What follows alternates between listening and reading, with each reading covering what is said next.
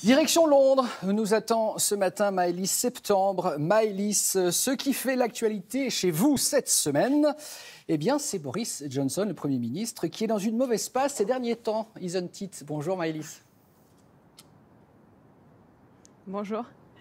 Oui, exactement. Le Premier ministre britannique plus critiqué que jamais. Il faut dire qu'il enchaîne ces derniers jours les gaffes et les maladresses.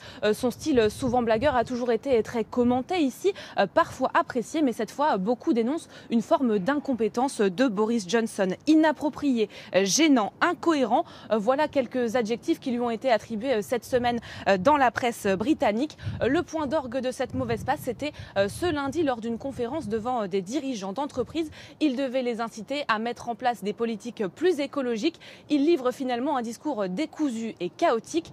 Voyez ce reportage réalisé avec Clément Dubrul. Boris Johnson totalement perdu dans ses notes et un silence de 20 secondes, entrecoupé d'excuses. Pardonnez-moi.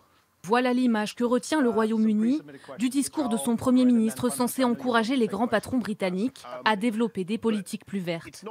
Devant ses chefs d'entreprise, Boris Johnson enchaîne les gaffes. Là, imitant le bruit d'une voiture pendant qu'il promeut les véhicules électriques. Ou encore ici, évoquant une sortie familiale dans un parc d'attractions tiré d'un dessin animé pour enfants. Je ne sais pas si vous avez déjà été à Peppa Pig World. Qui a déjà été? Levez la main. Après son discours, les journalistes s'interrogent. Franchement, est-ce que tout va bien? Je pense que les gens ont compris une bonne partie de ce que j'ai dit. Je dirais que ça s'est bien passé. La presse britannique a largement commenté cette sortie chaotique et les critiques de longue date ont repris leur argumentaire sur les approximations du Premier ministre, ses négligences ou encore son manque de rigueur.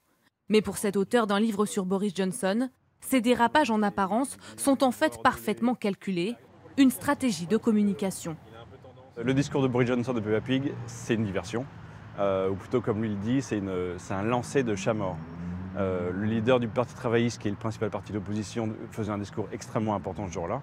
Boris Johnson n'a pas voulu qu'on en parle, donc qu'est-ce qu'il a fait? Il a parlé de Peppa Pig. Et ça a fonctionné merveilleusement. Tous les médias n'ont parlé que de ça. Personne n'a parlé du discours de son adversaire politique. À 2 ans des élections générales, Boris Johnson atteint aujourd'hui son plus bas niveau d'opinion favorable dans les sondages, mais il reste malgré cela devant son adversaire travailliste.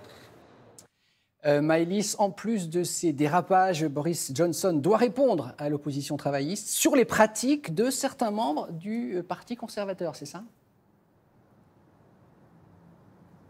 Oui, tout à fait. Il est aussi empêtré dans des affaires de pratiques douteuses, voire de corruption d'élus de son parti, le Parti conservateur.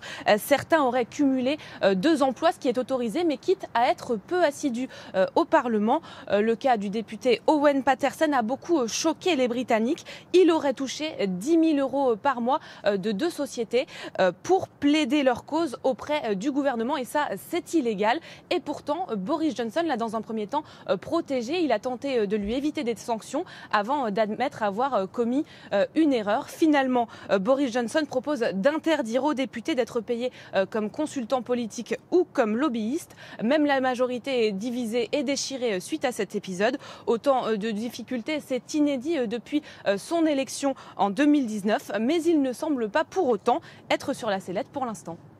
Merci beaucoup Maëlys.